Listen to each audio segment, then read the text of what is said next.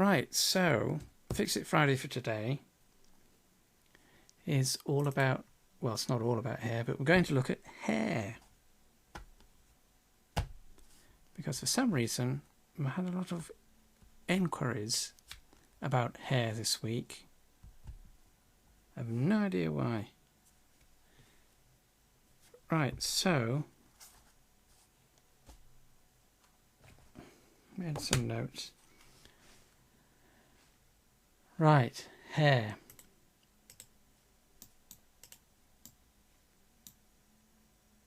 So we'll start with the basics. So as we may or may not know, let's see if we can open up Windows Studio. iView Studio.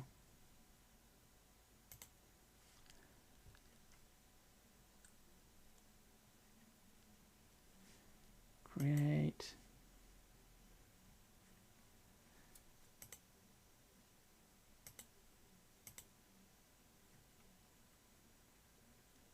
So, as we know, there are tons and tons and tons of hairstyles in the catalogue.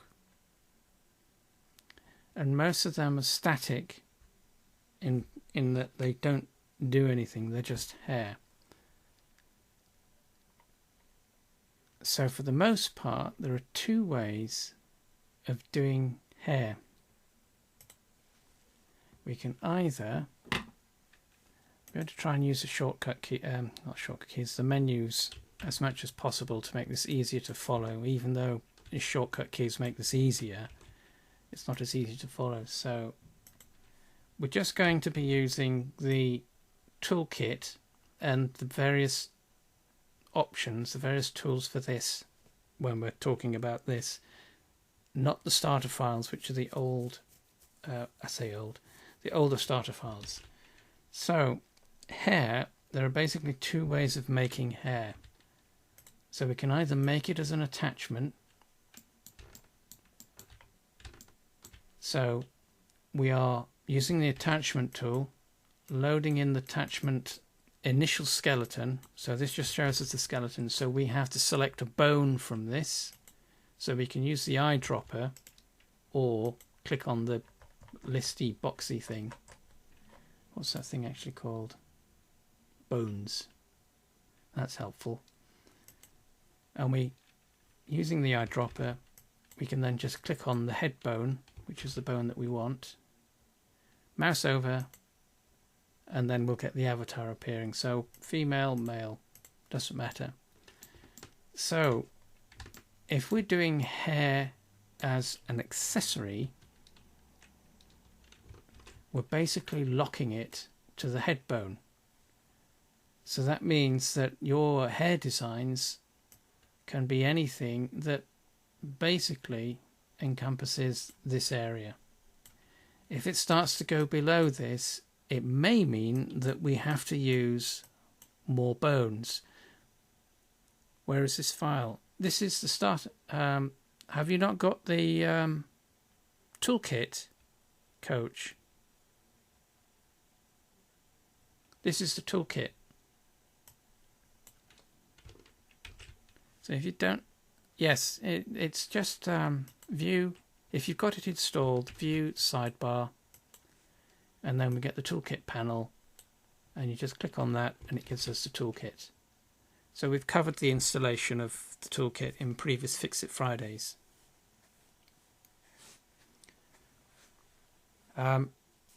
But that's what we're saying. Yeah, so your hairstyle, if you are doing it as an accessory, so we're limited to the head bone, which is in here somewhere, it's in there. Your hairstyles are going to be limited to that area, relatively speaking. So if you start extending this further down, you're going to start involving more bones. And if you do that, it means you have to use the clothing file. Because it then means, so just recreate this, general clear the scene, new. It means, so we're going to clothing tool, append clothing file, and this will bring in the avatar. If you want the female again, so just click on the female button. So if we're using the clothing tool and we do our hairstyle like that, it now means we've got these extra bones that we can use to influence this lower section of the hair. So that should be your basic deciding point, or your basic cutoff point is, so if we select the skeleton, just go into pose mode. So this is the head bone in the clothing file. You could use the clothing file to make hair, just short styles. You could use the clothing file, but you generally want to be using it for hairstyles that go below the neckline. So at this joint between the head bone and the neck bones, that's your cutoff point. So if your hairstyle goes below this point, you want to start thinking about using the clothing tool instead of the attachment tool. But there's an exception to that. So again, we can see actually that, so if we have a hairstyle that goes down the back here, so we've got the head bone, neck bones, then we've got the clavicles, upper back, middle back, and then possibly lower back at the bottom here. So if you want a complex hairstyle that's going to move and articulate with the avatar as it moves, this is what you'll be needing to use the clothing file, so that you can accommodate all of these bones. This is quite a messy screen. But there is an exception to this, and that is, so we're going to clear the scene, general, don't save, select, view, sidebar, toolkit again. So that's view, sidebar, and then that opens up the panel, and then we've got the tab. So the exception, attachment tool, append the attachment file. So we're going to select the head bone again. It's eyedropper, head, there's our avatar, and then female. The exception is for, as you were doing, well, this is the exception. So the exception, so coach is asking, would you be able to still rig and animate hair? That is the exception. So if you had that,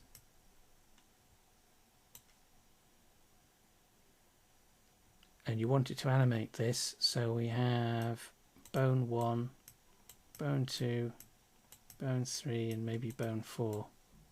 So this is our skeleton, and what it would be is, so the head bone is about here. So there is we create a link between these two bones. We don't actually physically need to link them, we just need to create an association, a relationship between these two.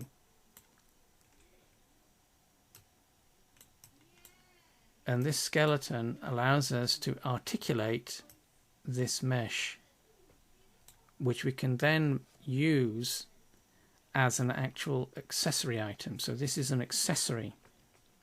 So we can animate an accessory hairpiece, but we can't animate a clothing accessory. So if we were to use the, whoops, wrong one.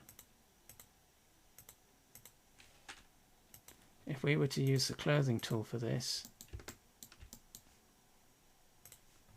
it won't work. Go on, skeleton. It won't work because the bones are orientated, well, they're orientated for making a useful tool. So they work relative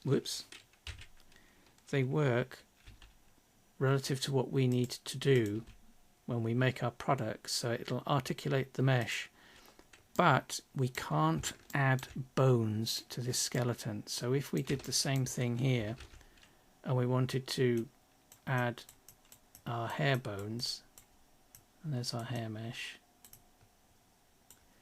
these additional bones are orientated, they're axes of orientation. So we can see the widget on the head bone.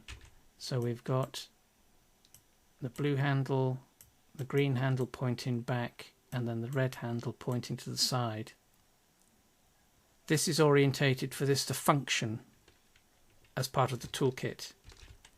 If we add bones to this, the bones are orientated incorrectly relative to a functional item in IMVU. So we can't use the clothing tool to create animated hair. For that, we have no choice, we have to use the attachment tool. And we do that by doing this. So I'm just going to hide, where's the head?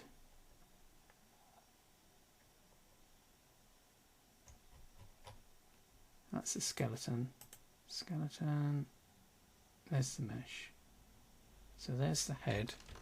I'm just going to hide the head so that we can see what we're looking at. Oh, won't it let us hide it? I want to be able to see the actual mesh. Oh, that's a bit of a poop. I have to have them take a look at that, because we do into this, in fact, we want to actually see what we're doing. So, okay. So what we need to do, that's the bone we're going to use first. Oh, where is it? Snap. Cursor to selected.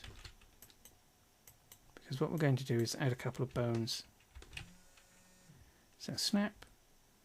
Cursor to selected. So we've got the cursor now jumping to this bone, the origin point of the bone. And we can either add, actually we could have done this, add, where is it? Armature. Or we could have just copied and pasted this head bone. But because that's part of the rig for the tool, it's probably best to drop in something that's completely independent of it. So armature, that's dropped in an armature. We're just going to move that.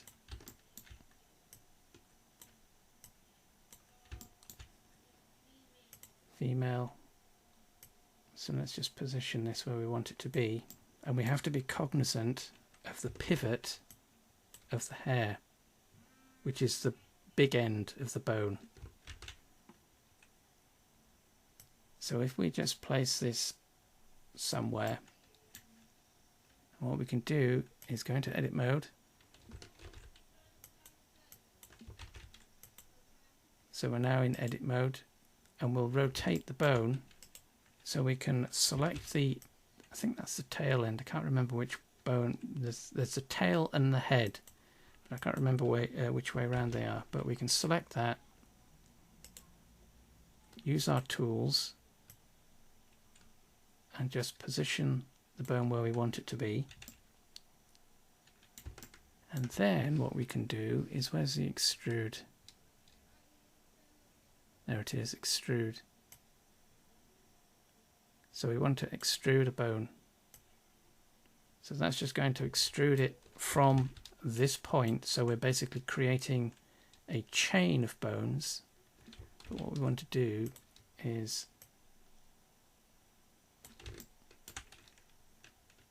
extrude.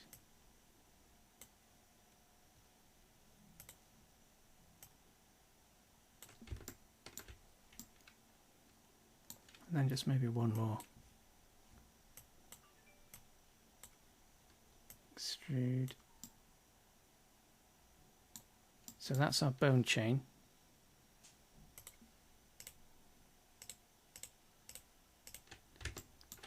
And what we can do with this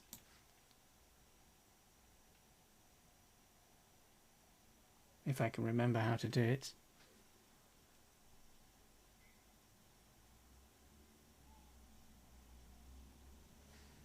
Is it bone properties? No.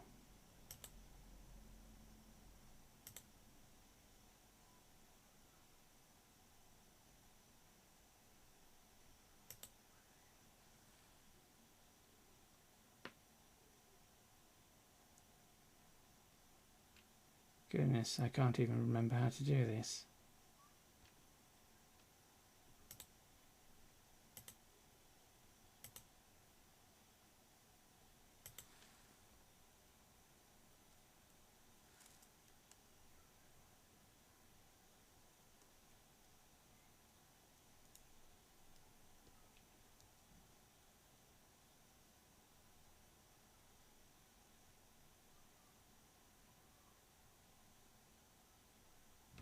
That's funny. I just can't remember how to do it. So basically what I was going to do was just... What we can do is create an IK chain assigned to this bone, and it'll go through the chain so that all we have to do is grab this one bone at the bottom, move it, and it'll move the entire chain however we want the thing to articulate. But I cannot for the life of me remember how you do that.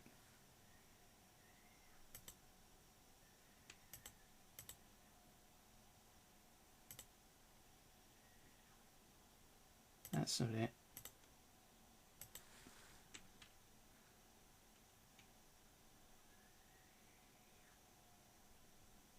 That is so funny. I can't remember how you do it.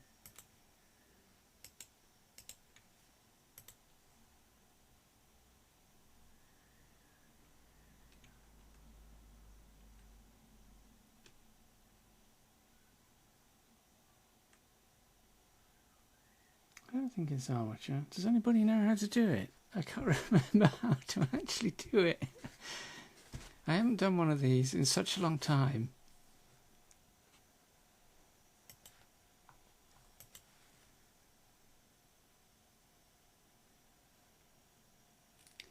No, that's funny. I literally cannot remember how to do it.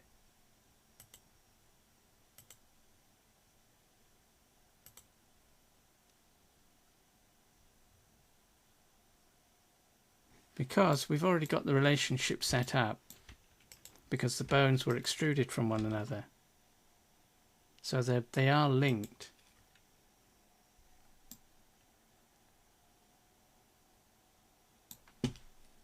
That's so weird.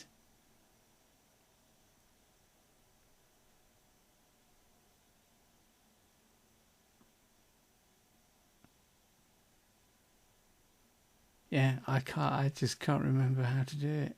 It's gone completely out of my brain. Hang on then, let me do a bit of a interwebsing.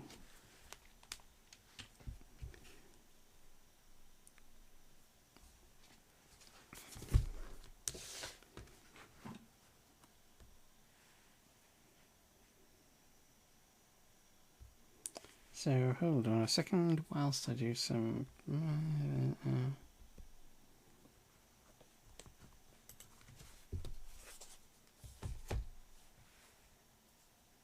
This is one of the problems with creating, is that if you don't do things constantly, you do forget how to do things, because the thing that you are trying to remember you haven't used in quite a while, so it's just shoved into some excess area in your noggin that you can no longer access Well, this.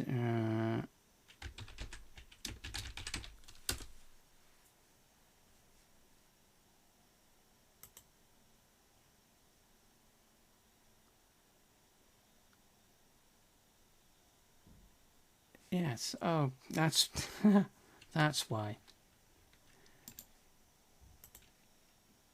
Yay for the internet. So, object mode.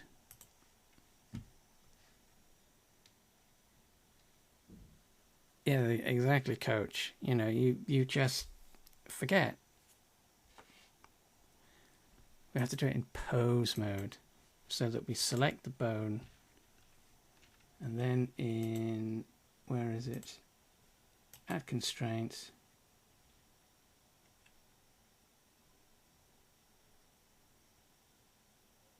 That's not right either. Where is it?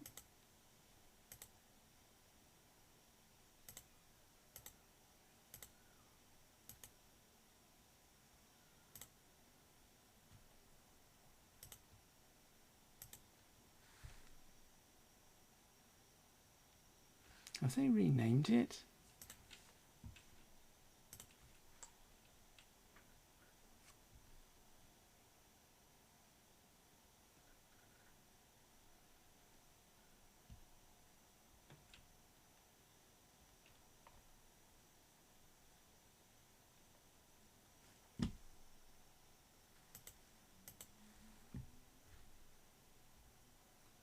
There used to be just an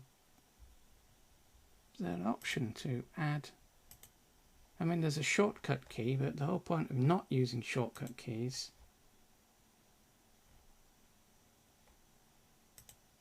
is so that we know where everything is.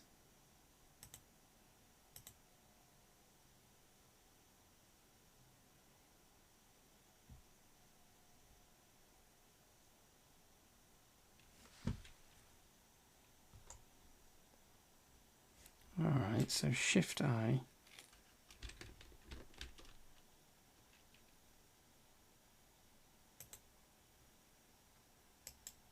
So, where has that put that?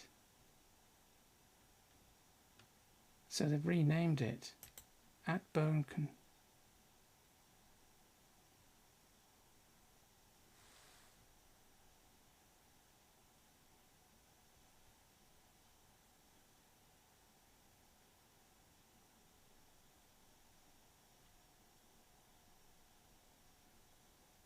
Oh, there it is. Goodness gracious me.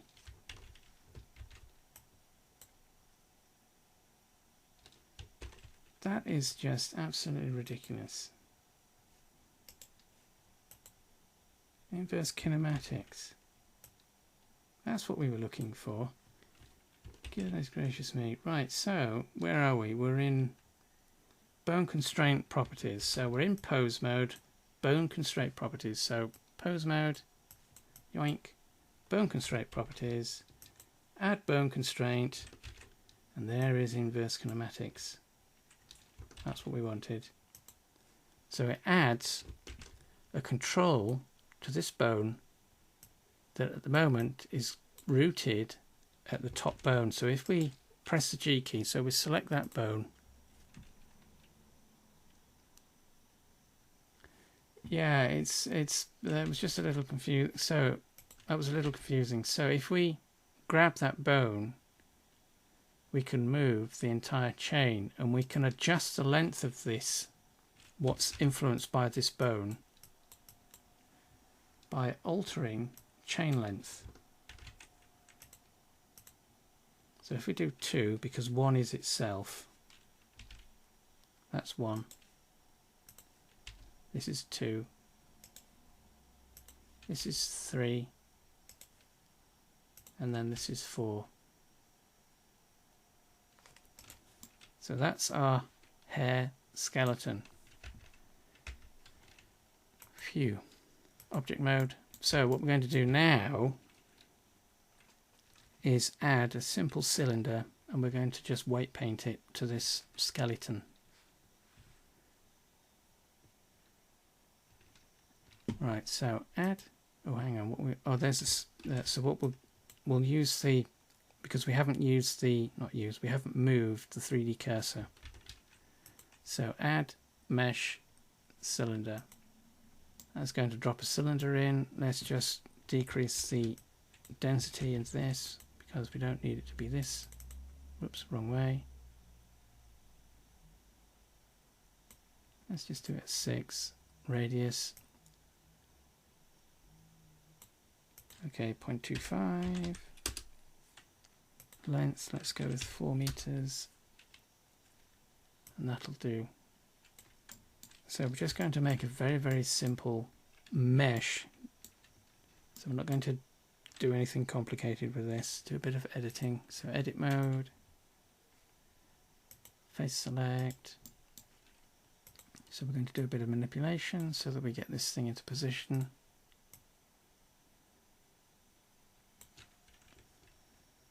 Loop cut. 1, 2, 3. Let's just hide that for the moment. So Alt, click, that selects the loop so that we can move it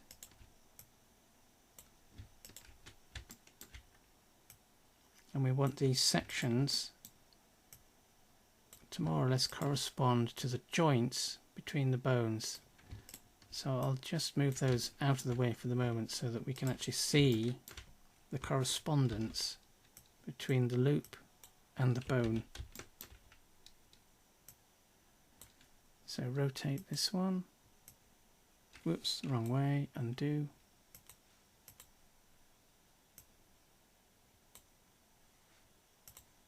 Position. And then rotate this one.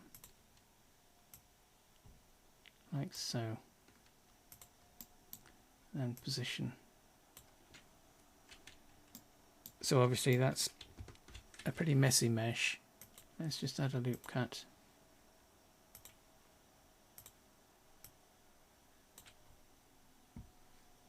And do a little bit of editing.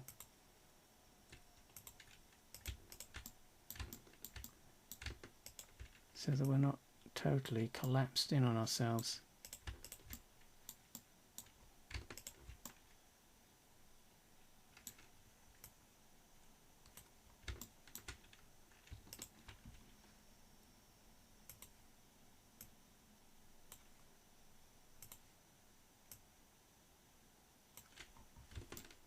Right, so that's our hair.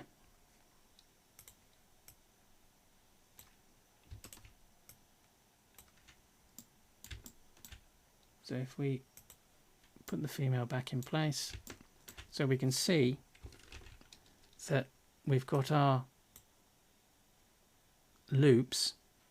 So these are our edge loops. We've got these corresponding more or less to the bone joints.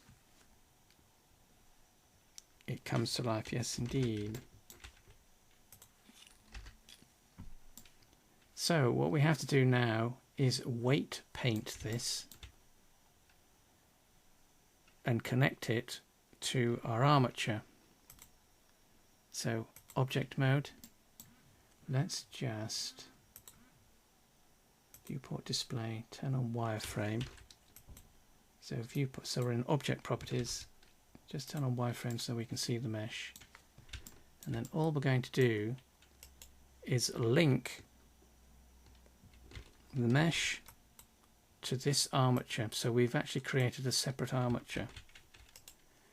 So select the mesh, modifiers, we want an armature modifier here. So add modifier armature, and then what we'll do is set the object to be this rig, this skeleton. So if we click on the box, it'll give us all of these, but what we can do to make this easier so that we know what we're looking at, let's select our armature. We're still in object properties. We can click the name and rename this ponytail. Let's just call it .rig so we know exactly what we're doing with. So that's the armature named. We can do the same thing for the mesh. So object properties, ponytail.mesh. Whoops.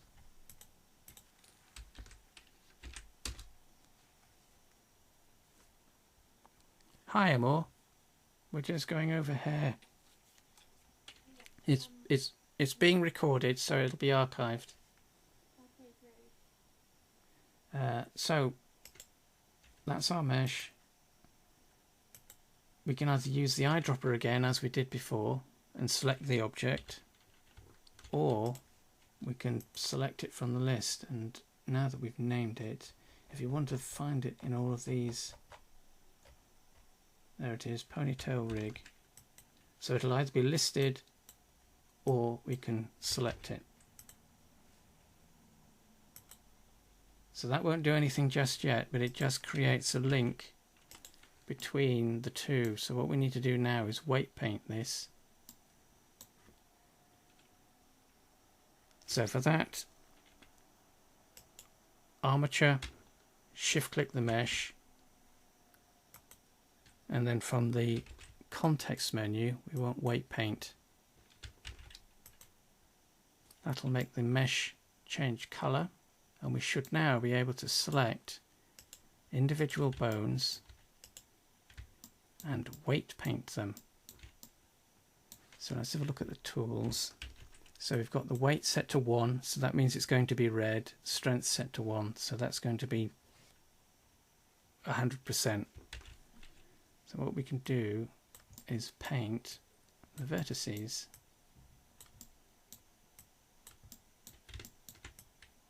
Once we've selected our bone, make sure we've got everything set. So we're selecting the next bone,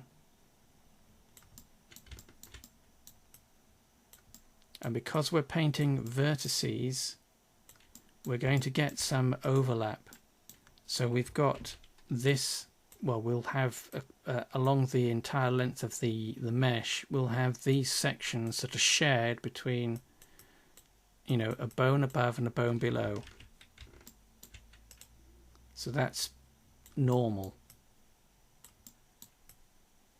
So if we had any subdivisions in the mesh in between here, all of those would be associated with this bone, and anything up here would be associated with this bone, and anything down here with this bone.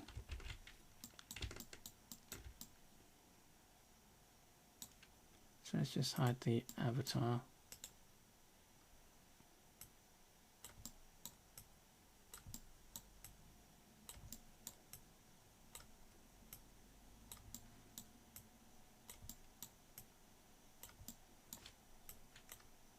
And then the final one at the top.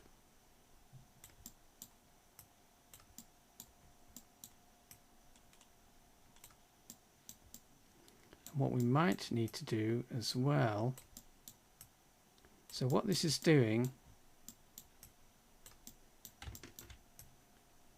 is adding vertex groups to the mesh that correspond to the bones. So we need an extra one that's called head that we don't have. We don't have a head bone. Well, we have a head bone down here, but we don't have a head bone associated with this armature and this mesh, so we have to manually add that. So for that, we want to drop out of weight paint mode, select our mesh, and then in object data properties, we can now see that we've got a set of vertex groups. So if we just go back into edit mode, just going to wireframe to make this easier to see. So deselect all. So if we click on any one of these and click on the select and deselect buttons, we'll see the sections of the mesh that correspond to those bone selections or those vertex selections. But we need an extra one called head, which corresponds to the head bone. So we have to add that. So click the plus button. That'll drop in a group, double click and rename. It's case sensitive, so head. And then we want to assign it to this edge loop at the bottom. And we're doing this because we don't want this to move. So these edge loops, all of these, they can move with this rig or with this armature. But this bottom one, that has to stay static. We don't want that moving. So we want that linked to the head. So we've created the group, renamed it, then we select, so that's Alt click, and then all we do is click the assign button. And what that will do is we can then use those buttons again to select and test. And that is our vertex groups set up using both weight paint, so weight paint mode, and manually adding a vertex group to accommodate the head.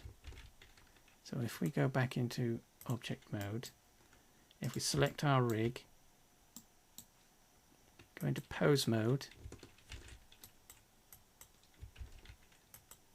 we should now be able to select our bone, press the G key, and our ponytail moves.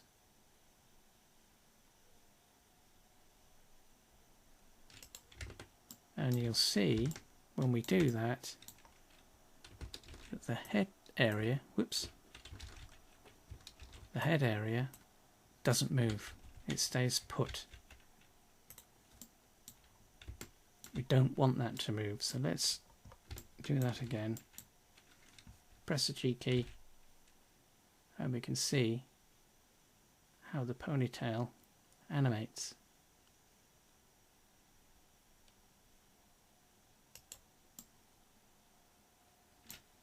Or the worm. So if we were to move this into its proper position, so object mode, select the mesh, edit mode. So once you've rigged everything up, so we've made the connection between the armature and the mesh.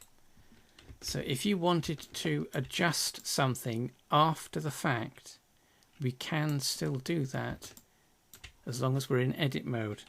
So with our mesh, with the mesh selected, toggle into edit mode, and then we can just do some more manipulation.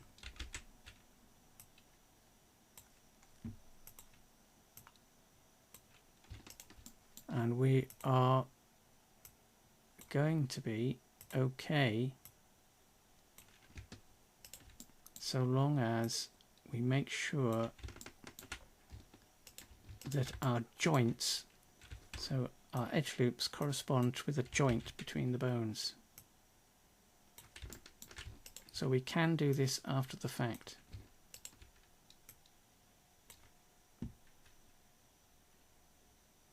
Yeah, I'll show that in a second.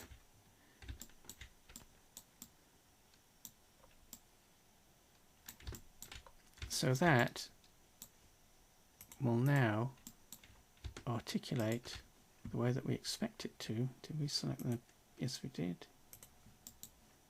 So pose mode, select the bone at the bottom, and it hasn't done anything, it hasn't changed or caused any problems. So we can edit after the fact.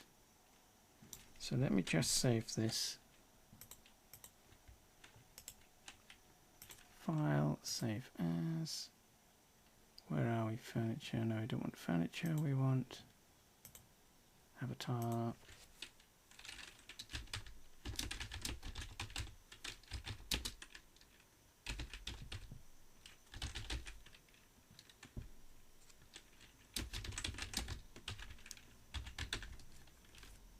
Test 1. Right, so coach. Right, so adding a new bone again, so we'll just go over this again then. So I'll just hide this, and we'll hide that rig, and we'll hide the avatar.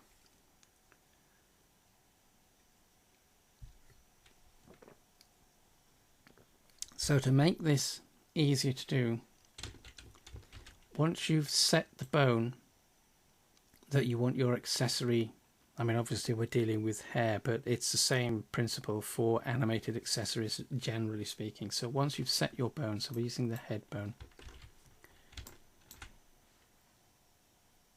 the easiest thing to do would be just to duplicate the bone of the rig, but I would suggest not doing that because that's a bone that's associated with this control system, the toolkit itself, and there may be issues doing that. So the less the option that will cause potentially the least issues. So we're moving the cursor to this bone. So I'll just click somewhere else on screen. So there's a 3D cursor. We're going to move that first to the bone. So we want object, snap, cursor to selected.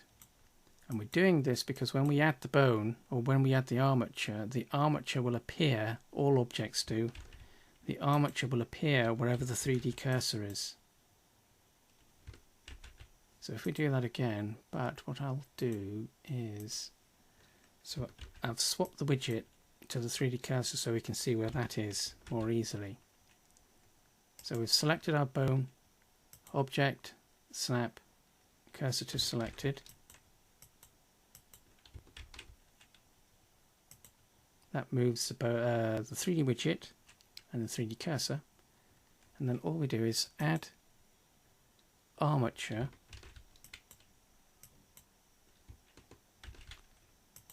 And that adds another armature object. So what we can do now, let's just reset this back to, so the default is median point, which is hidden under the tooltip. It's median point. So what we can do now is move that aside, and that is our custom, for want of a better way of putting it, that's our custom armature. So what we can then do is position this first bone where it needs to be. So we're using the handles of the widget to position it. We can then go into edit mode, select the top, I think that's the tail node, and just grab that and move it into position. And then all we need to do is, depending on what we're actually doing, is use the extrude feature to extrude bones down the list, although it extrudes along the normal, so it's basically extruding along the direction of the bone. So your first bone, depending on how that's orientated, will just extrude out that way. So once you've done your extrusion, just do one bone at a time, then swap to the widget so that you can position it, extrude, position it, and then extrude, and keep going until you've got a chain of bones the length that you want it to be.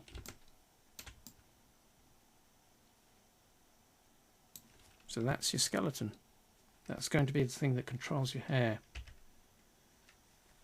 So let's just hide that and get our objects back up. I'm going to switch this into, oh hang on, no, what we need to do, so we're going to add a material to this. Doesn't have one. So click on new. We'll call this ponytail. And we need a custom ID for this because we don't want it to be overridden necessarily with the hair because it's an accessory. So let's just go with 12. So that's square brackets, 12, close square brackets. That's the preview. So then in shading properties, not shading properties, shading workspace. Shading workspace. There's our crude ponytail. So in the bottom, add texture, image texture. So we're setting up a very basic material. Drop that into place. Click on new if you don't have an image, or open if you do, and browse to.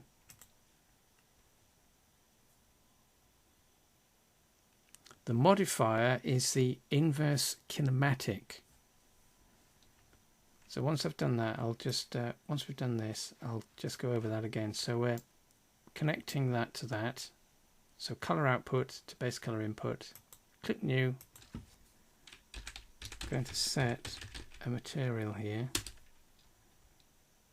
Width 256, height 512. Then set our generated type. So that can be color grid or UV grid, it doesn't matter which. OK.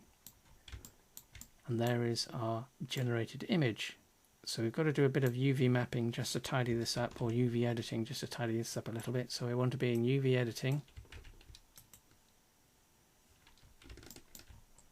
Reset the view. So texture preview. Select all. So that's our UV map. So we want to change this. So we're going to do a little bit of UV editing.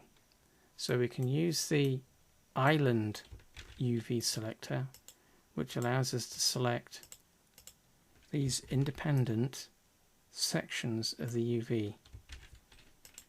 So all we're going to do is just move these two out of the way. That's the top and the bottom. We don't necessarily need those. So we could have deleted those, but I'll leave them in place for now. Switch to the transform or the universal widget. We'll get this not wireframe. We'll get this framework.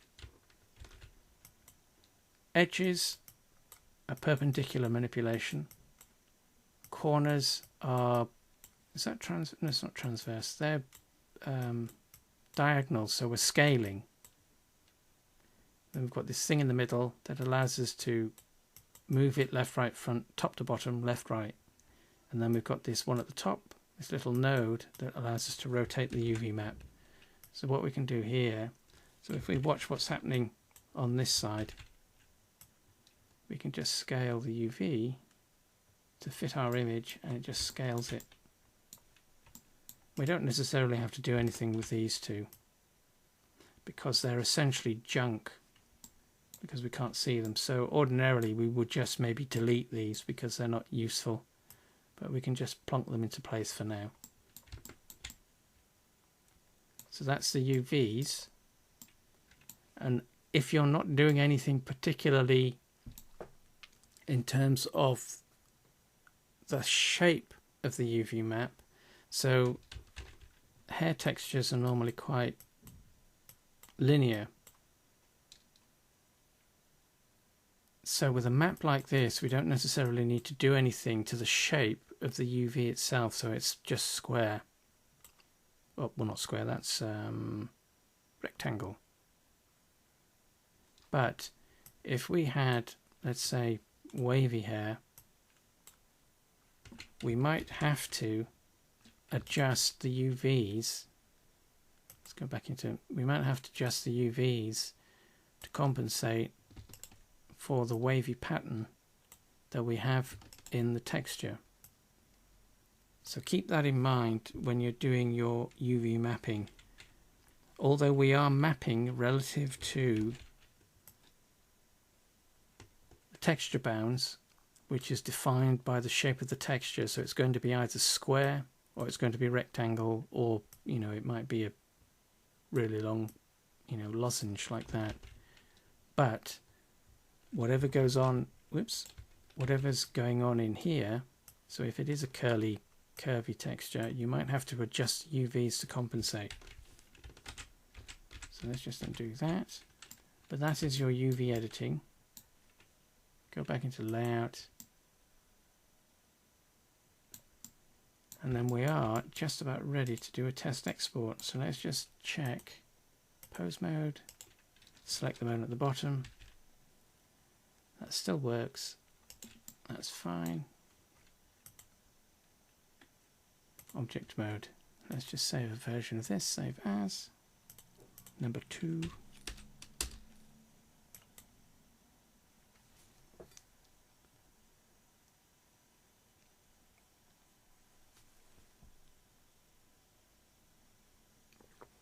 So this is where it gets tricky if we're using the toolkit.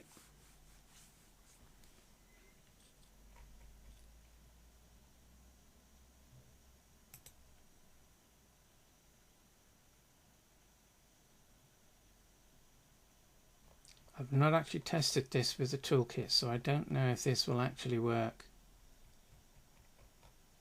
Because ordinarily what you would do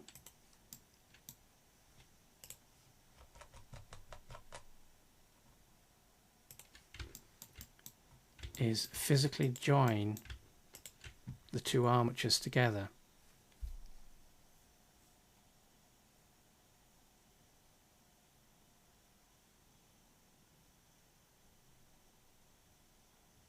Because we need a single, because this is an accessory, so the setup of an accessory is that the bone that we're using as the parent, where's it gone? Oh yeah, so there it is. So the bone that we're using as the parent, which is head, is the anchor in IMVU. So what we should be doing is joining these two armatures together so that we have one armature, because the head bone then becomes the anchor that anchors to the avatar in IMVU. So let's try that and see what it does. So select our armature, our ponytail, select the head bone, and then we want object, where is it? Join. So object join. So we're joining the two armatures together. So that doesn't do anything aside from just joining the two objects together. So this should also have kept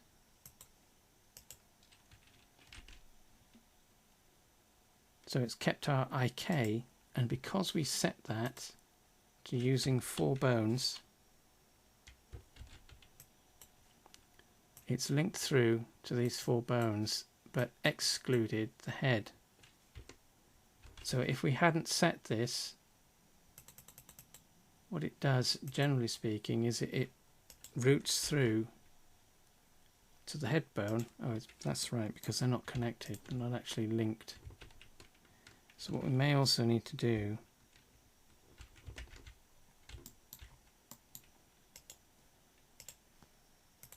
edit mode, head bone, where's our relationships? No, it's this way.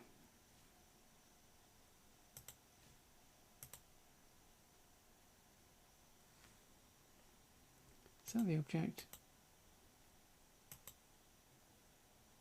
There we go, attachment route. So we're in, what is that one again? That's bone properties. It's bone properties, so we're creating a link, a relationship between these two bones to complete the chain. So now, so you can see this is actually quite, when you start, this is one of the reasons why there aren't that many tutorials on doing this kind of hair, because it's actually quite complicated. I mean, it seems relatively simple in terms of I just want a ponytail that swings down the back of the head of my avatar, but in order to get it to work the way that you expect it to, you have to do all of this. So now we can see that if we hadn't set, where's it gone? Bone constraints. Yeah, so if we hadn't set the IK chain length, when there's a relationship between the ponytail and the head bone, it routes through to the head bone, which we don't want. So you always want to try and set chain length and stop it at the root bone of the hairpiece instead of the head, like so.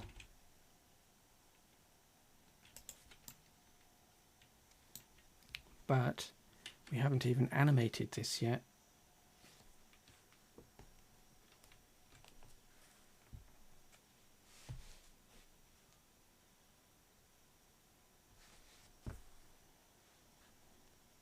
So let's do that. So that's the rig. That's setting up the rig, and it isn't as straightforward and simple as you might expect. So again, this is why there aren't that many tutorials on this sort of stuff, because it's actually quite involved. So where's our hairpiece gone? There's our mesh. Let's show the female. Skeleton, pose mode, select the bone at the bottom. Oh, and that's of course now because we've changed the armature that's controlling, because we joined it to the head bone. We've now changed the name of our armature, which was associated with the mesh. So we now have to select the mesh. See, it's blanked out the object that we had set. So picker, object, head. So now it moves.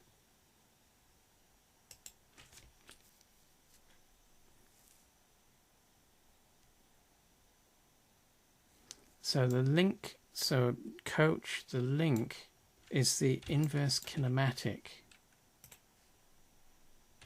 It'll tint the bone this orangey colour, peachy, fleshy colour, whatever colour that is. So we select the bone, and we're in bone constraints. So that's this one. And what we're looking for is add bone constraint, click on the list, and we're looking for inverse kinematics. For the life of me, we couldn't find that earlier for some reason. Did you know, best Michael Caine voice, did you know that when doctors are training, allegedly, apparently, when doctors are training to be oncologists, so they're looking for cancer, they put an X-ray, they put a gorilla on an X-ray, and they tell people to try and find the gorilla in the X-ray. And if they can't find it, it's called, what's it called? It's something like search blindness. Because you're so intent on looking over the entire image, you don't see the dot, the tiny bit that you're supposed to be looking for. So that's what we were doing earlier. It's training to be an oncologist. And we missed the inverse kinematics. So that's the gorilla on our X-ray, inverse kinematics. But that's what it is, inverse kinematics. You drop that in and it'll drop this panel in, and then what you want to do is set the chain length. That's all we needed to do. So this is just really an aid for the process of animation, which we'll do now, because this allows us to move the entire chain with one bone. So let's get the female back up. Let's get our mesh back up. So we're in pose mode. And of course we don't have any animation controls in this tool, because that's not what the tool is for. So we're going to have to adjust the interface a little bit. So we're in the timeline at the moment at the bottom. Select dope sheet. That'll change.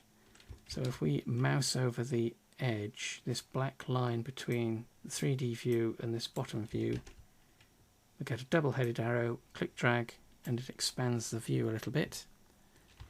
So dope sheet, and then we want to change that to the action editor. We must do this when we are creating animations for IMVU, so we need to use the action editor. And that'll change the interface again. So to create our sequence, we don't want to include the head bone. So all we need to do is perhaps grab, let's just put the mesh in wireframe mode so we can see the skeleton underneath. So you can set display as, so we're in object properties, set that to wire, and it'll make the mesh turn into a wireframe. And then it just makes it easier to see what the armature's doing. So back into pose mode, we've got our armature selected, pose mode, and then we have to do this manually now. So we can use the widgets if we want. Just grab our bone,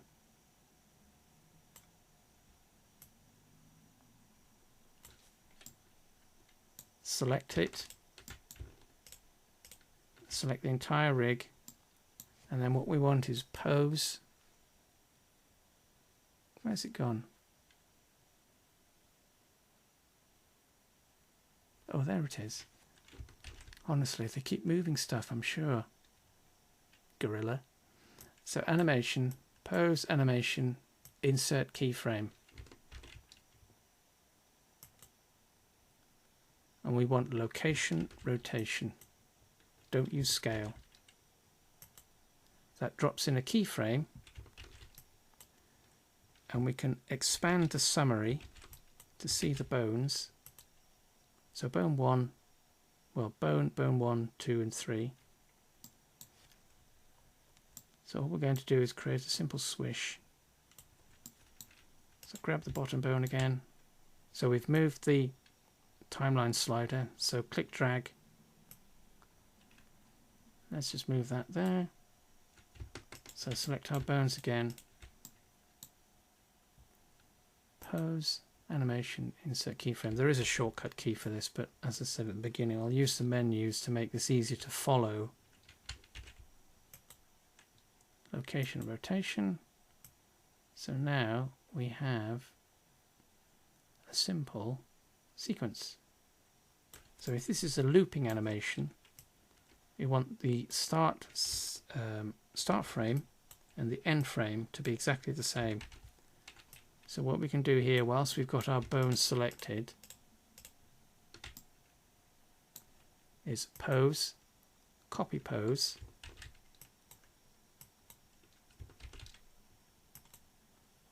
move the scrubber to frame 60, and then pose, paste pose.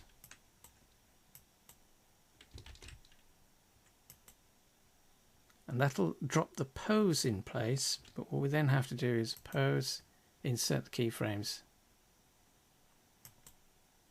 location, rotation. So what we now have is a swishing ponytail. We can increase the length, so that's 60 frames, so that's 30 frames a second, so that's 2 seconds. So if you wanted to increase the duration, that's the length of time it takes to do the sequence, Alt click on any of the keyframes for each of, so this point in the timeline is a keyframe. So we've got individual channels, which are the bones, marked at each frame. So what we're doing is Alt click to select the loop, essentially. So we're selecting the entire set of channels in that frame, and what we can do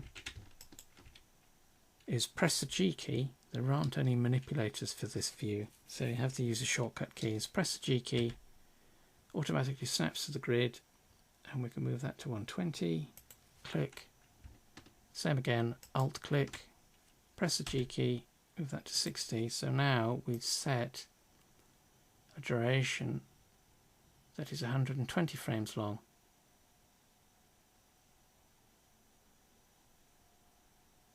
So if we play this, we press the space bar, oh, we've got to set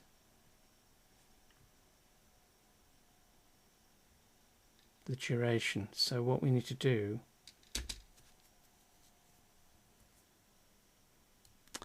the longest animation coach is based on your file size, not on time. So with something as simple as this, it could be several minutes theoretically, but that several minutes is determined by the size of the file. So if the FBX that's exported and then converted to your XAF, if that's more than 2 megabytes, it won't load it. So for preview purposes, in terms of what we're seeing in in Blender, what we want to do now is go into, where is it, scene, no, it's output properties. Which one's that? Yeah, output properties was in the right place in the first place. So output properties, and we've got sequence properties here. Frame start, end, and oh, we don't need to mess around with step, but we've got two things to do here. So the end is 250 at the moment. So we can see that there's this slightly highlighted area. That's our frame range, which is set by this 250. So it's ending here. We want it to end here. So we just click, type 120, enter, and we can see that the highlighted area has shifted from here to 120. So we can zoom in, but for IMVU we also need to set the frame rate. Blender defaults to 24, but it might depend on your region, but that needs to be set to 30. So frame rate 30. So we are in output properties, and that, let's click, that gives us the right speed for IMVU, and as we can see, the hair loops.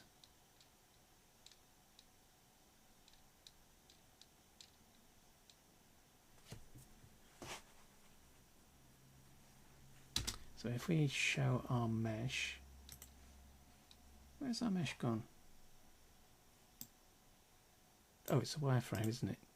So let's set the mesh back into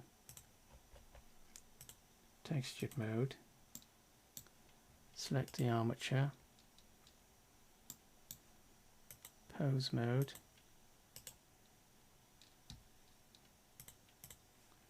Oh, we can also disable this and it'll show all the bones. So that's called only show selected. So if that's active, it'll only show the channel that's associated with the selected bone. Like so. So disable that so that we can see the entire thing. But let's play that, and that is our animated hair.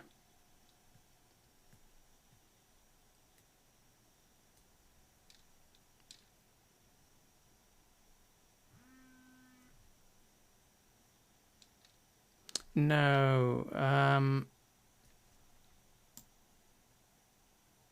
what have we got to? Oh, that's the.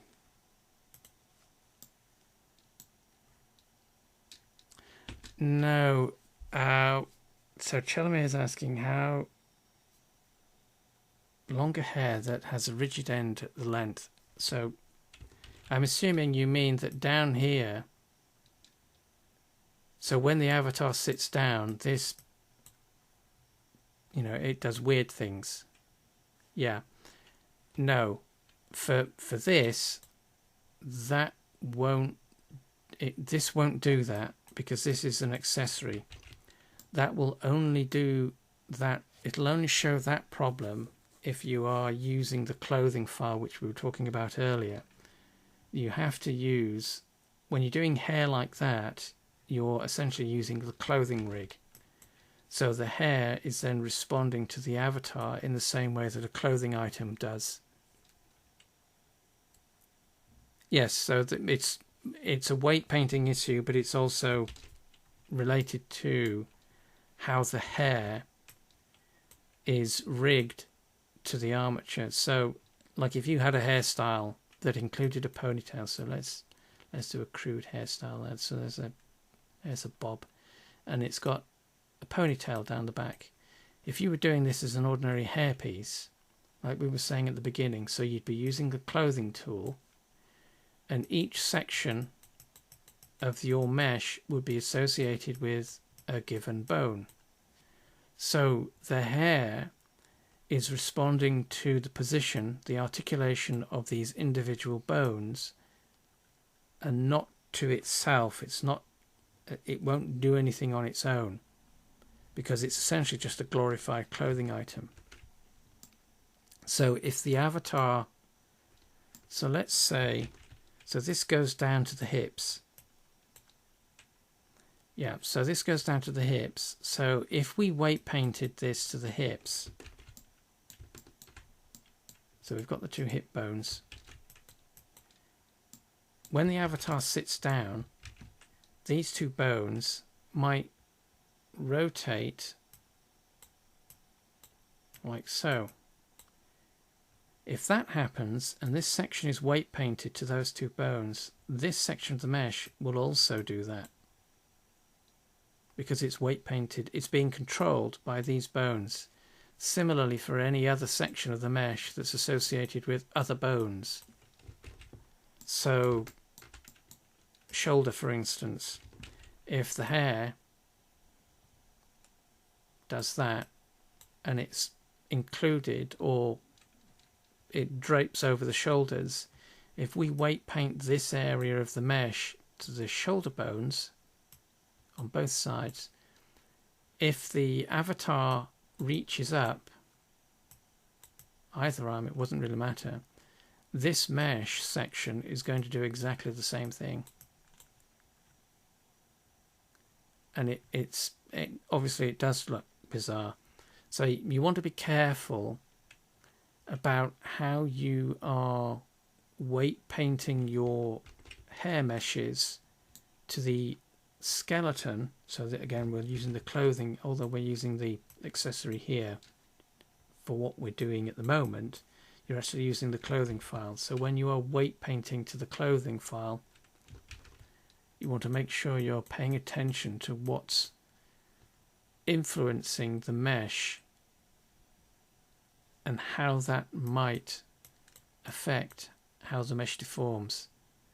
So if you go beyond the shoulders, you're going to potentially get quite extreme deformation of the mesh depending on the pose. So if the avatar was posing their hands, it's going to pull the various sections of the mesh to follow. And there's nothing you can do to compensate for that. You can reduce the influence of the weights that are associated with the mesh, but that won't necessarily do anything per se. So keep that in mind. But so let's just save this. Save as number 3.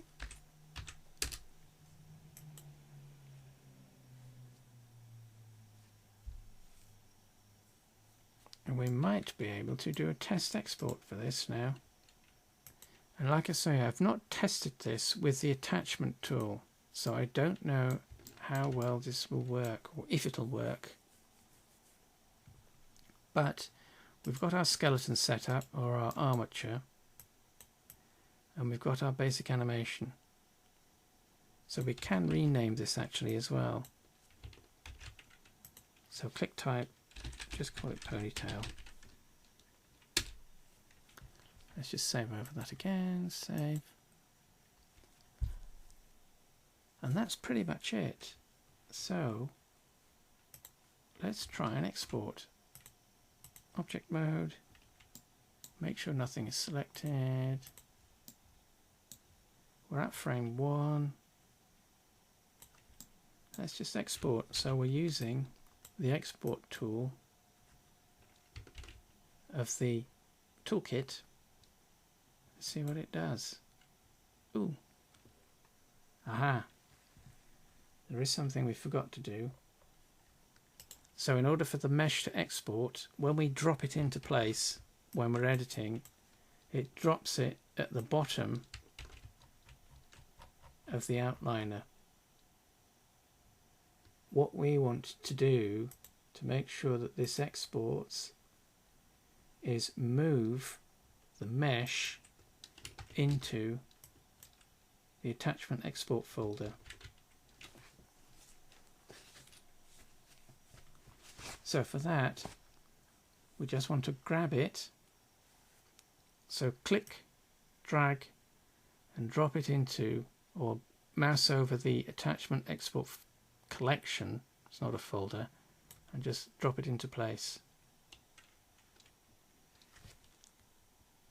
Everything that's exportable needs to be in this collection. So just do that again. So in the outliner, click, hold, drag that into place.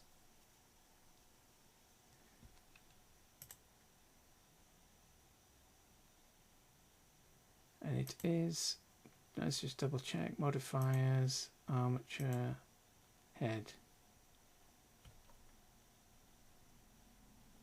So that's okay. So let's do that again.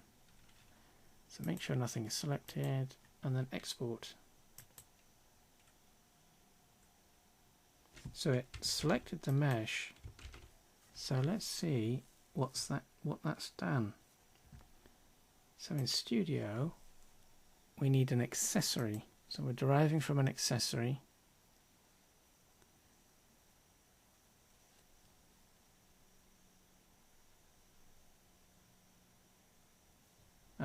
Let's try the empty female accessory.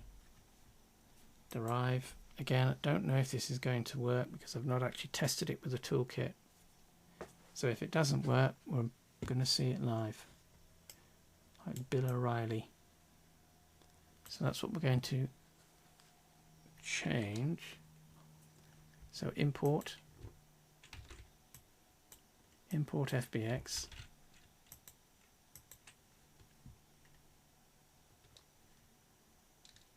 And we want the file avatar Blender, called it toolkit.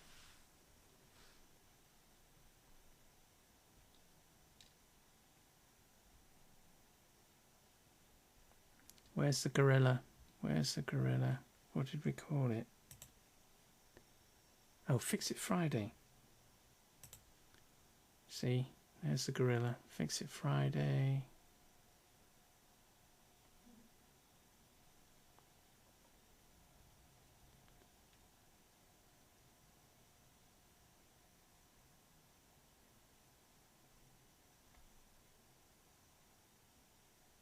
Oh, there it is. No, that's not it. Oh, there it is. Got there eventually. There's the gorilla. Open. Fix It Friday ponytail test. Open. So let's see what this brings in. Uh-oh. You know what we've forgotten to do? Let's cancel that. What we've forgotten to do is, so UV editing workspace. So when you set up a material that's using a generated image, so this is generated data, this isn't real, well, I mean, obviously it's digital information, but relatively speaking, that's not real. So we have to save the image. So image, save as, blah, blah, blah, ponytail, PNG. Use a lossless format because you won't get any compression artifacts. So Targa Raw, save as image. Let's go back into shading workspace. Make sure that we are, so we're going to load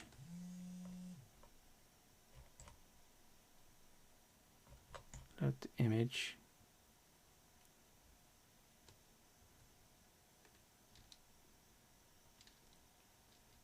Goodness gracious, it can't be this difficult to constantly miss where the gorilla is.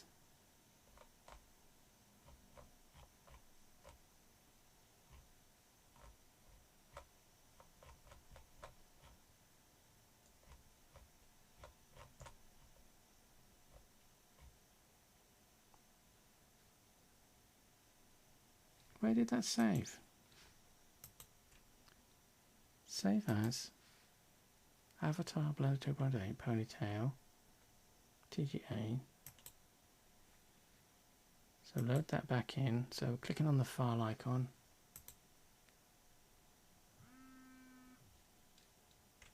File extension. Let's do it by name.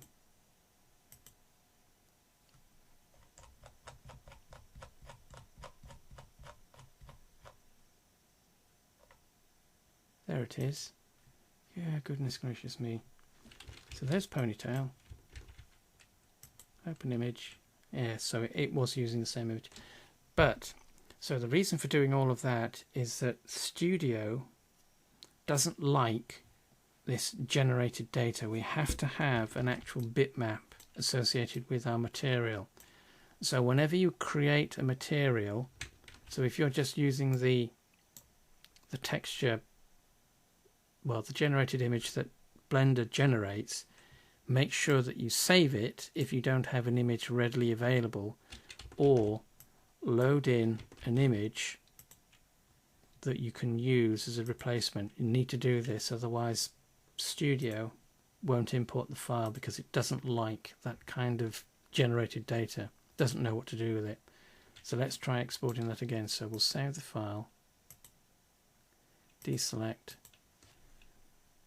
export. So that should have done it again. So import FBX, and it should work this time. Fix It Friday Ponytail, open. Yes, see. So it's imported it with that. Oh, it hasn't brought in our animation. But let's see if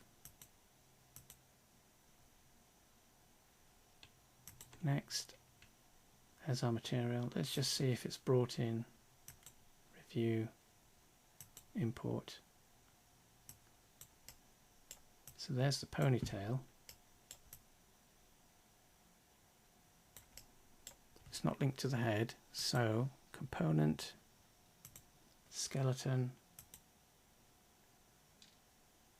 and I'm guessing it's going to be root node attachment root. So let's try that one first. Nope. So let's try switching the node.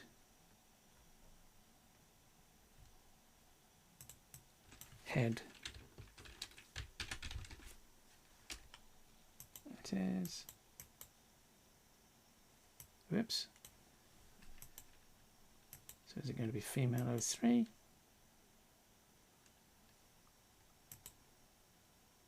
Or root node?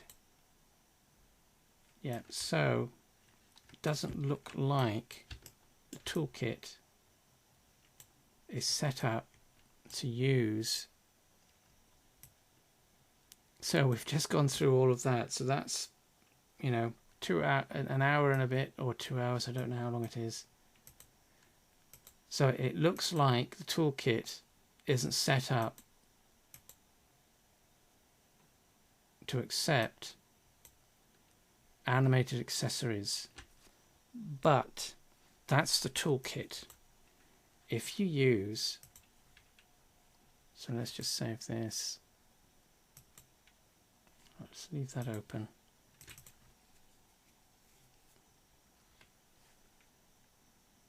And that's what I suspected might happen, actually. But it was worth going through the entire exercise just to see what happens. If you use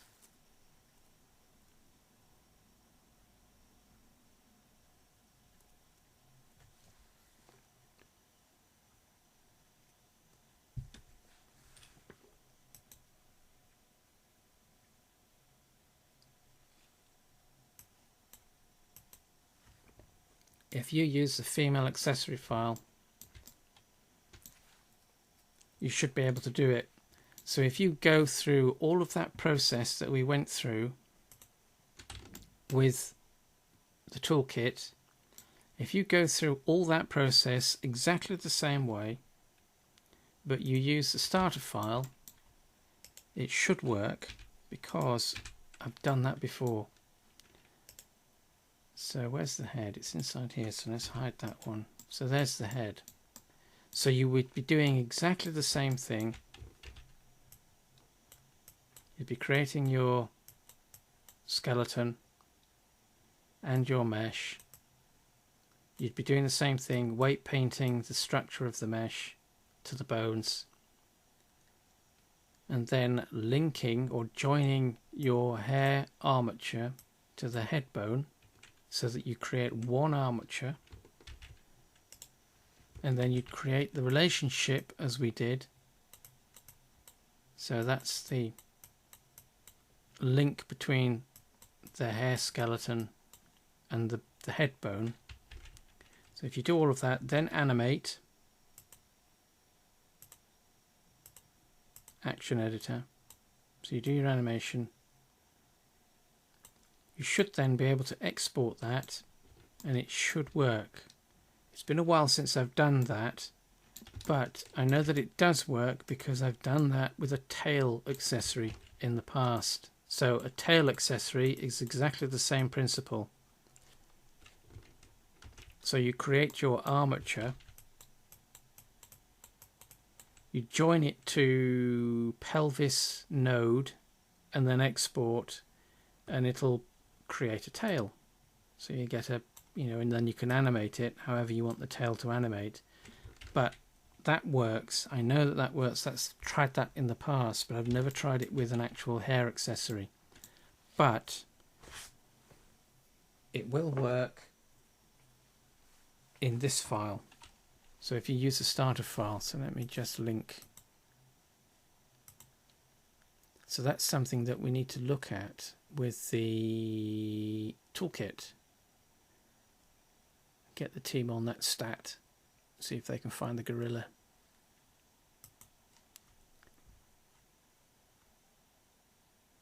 And this is, it's to be expected really, because the toolkit isn't necessarily designed, because this kind of thing, this, you're starting to get into more advanced, you're starting to get more advanced item creation when you do things like this.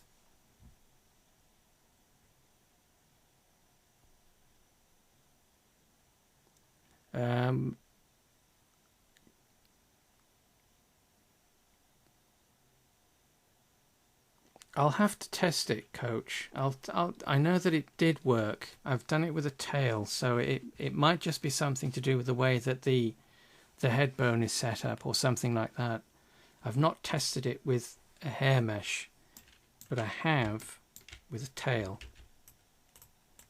So when I get a chance, I'll test it and see what's going on. But with that said, this kind of thing is actually quite a complicated, as we've been discussing, this is actually quite a complicated thing to do, because we're doing a lot of stuff. Although this is a very simple mesh,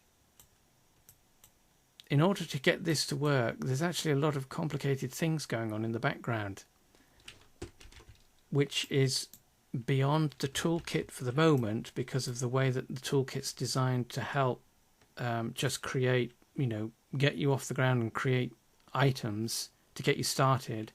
Simple furniture, simple rooms, because it provides all the basics that you need for that. So this sort of stuff is much more complicated and much more advanced. And it doesn't matter whether you're using the starter file or the toolkit for that. This kind of thing is more advanced, which is why you don't see, which is why you don't see many tutorials on it, because it's such an advanced topic. But, I mean, the thing is, we did get the mesh in, and it does seem to be using or recognizing the fact that we've got our armature, but it looks like the orientation of the bone relative to the skeleton is the thing that's gone wonky. Let's just see, so it's seeing the skeleton. Oh look, the skeleton goes off into infinite space, so you can see we've got the connection, but there's our skeleton. Goes off into infinite space.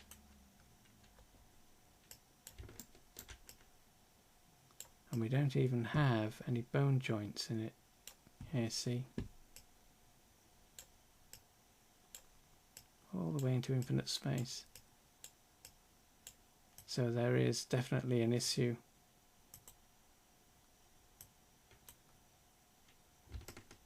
So it is connecting. It's going to be similar to what used to happen right at the very beginning when I was working out the files. When all of this stuff was being worked out years and years ago, this is the sort of problem that would occur. So it's enabled skeleton. Oh, the skeleton is enabled. So where's the skeleton gone? Right, so there's no skeleton there because we're using the avatar. There's no skeleton there because... Why is there no skeleton? So that must be using... So the mesh is just linked to the head bone there. And the same for female 04.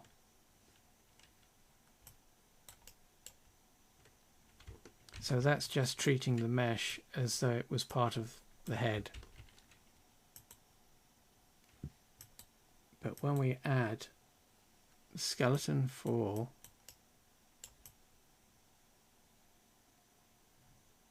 the accessory, it goes off into infinite space. So I'll have to look at that. But it brought the mesh in, so that's okay. So yes.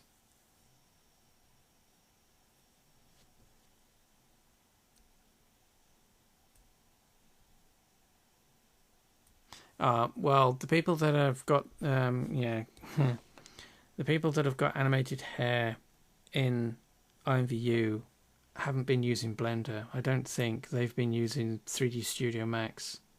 That's why they've got that into place.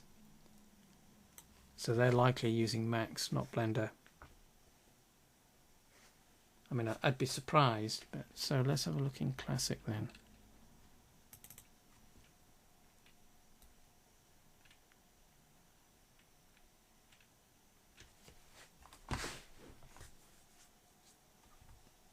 Minimize.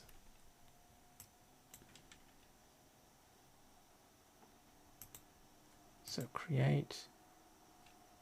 Let's close that because we don't need it open.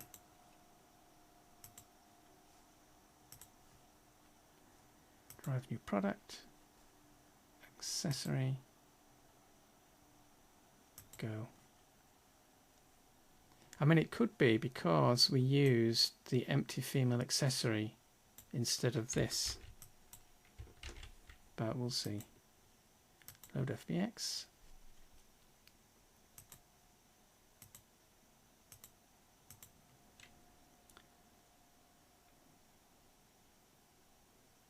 Fix it Friday ponytail, open.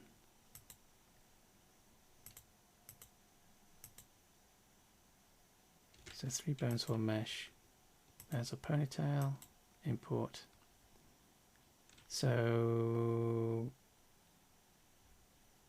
yes, we don't need to change the scale on this ponytail. So let's give this an arbitrary value. It's got our material. So it hasn't found the animation. So it's not exporting the animation from the toolkit.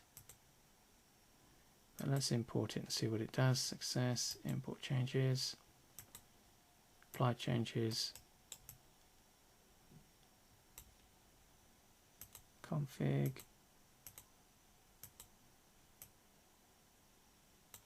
Yeah. I guess it's just something that needs to be looked at. But yes, the hair that you are seeing is Max. It's done with 3D Studio Max.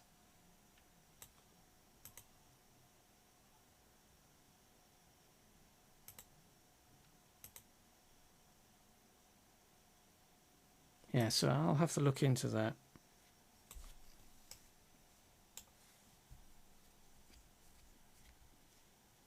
Because like I say, that this is when you start doing things like this, it's much more complicated to set up.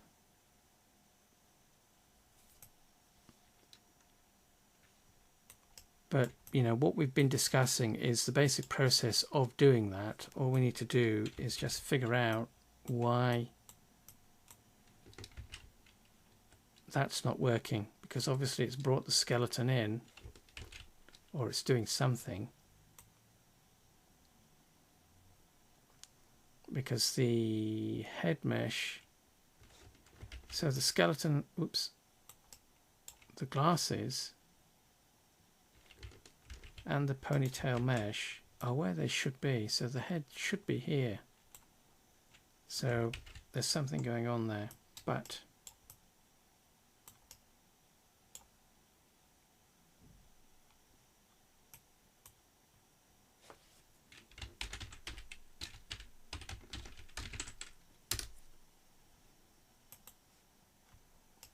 see, look. So I suspect it might be an orientation issue.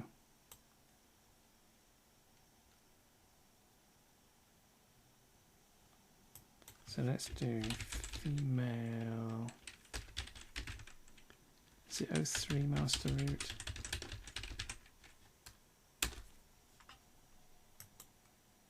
See?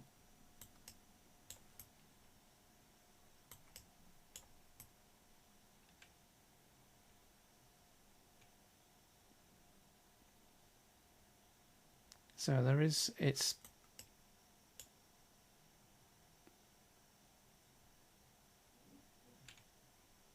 does, there is something going on that, but it is working kind of.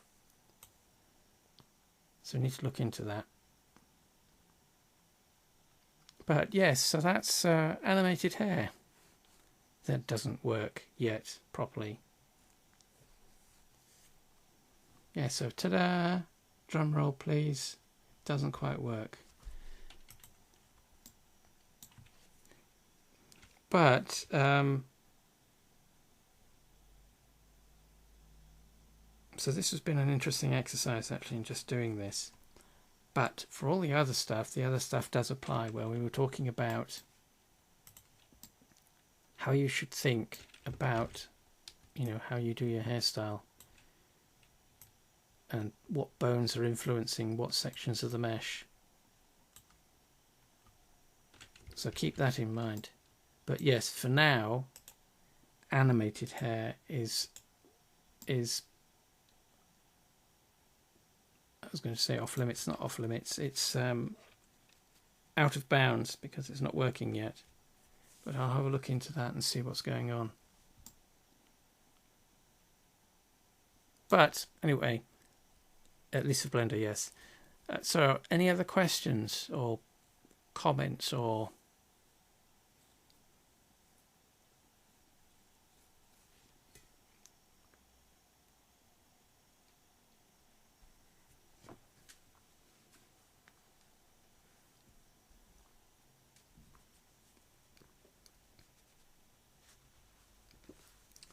Right, well, if that's it for today, as Coach is saying, we can probably call it. I did record all of this, for goodness sake, I better have done. If that's it for today, then we'll call it quits, and this will go up on YouTube as a unlisted video initially, and then it'll eventually go public so everyone can see